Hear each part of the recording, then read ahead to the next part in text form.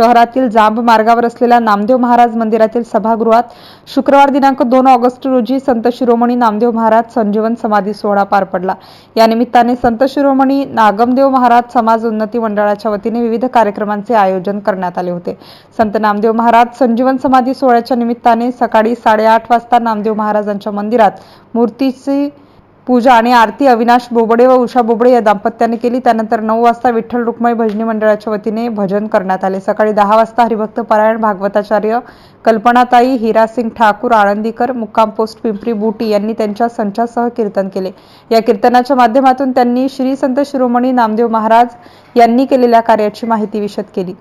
यावेळी आयोजित कार्यक्रमाच्या अध्यक्षस्थानी ज्येष्ठ नागरिक नामदेवराव तिजारे हे होते, तर मंचावर मंडळाचे अध्यक्ष जितेंद्र पुसे, संजय ढोणे आणि कल्पनाताई ठाकूर या होत्या। कार्यक्रमानंतर काला वाटप होऊन महाप्रसादाचे वितरण करण्यात आले। या संपूर्ण कार्यक्रमाला शिंपी समाज बांधवांसह जांब मार्ग आणि दांडेकर लेआउट परिसरातील नागरिक मोठ्या संख्येने उपस्थित होते। MCN न्यूज मराठीकरिता सचिन पत्रकार, यवतमाळ।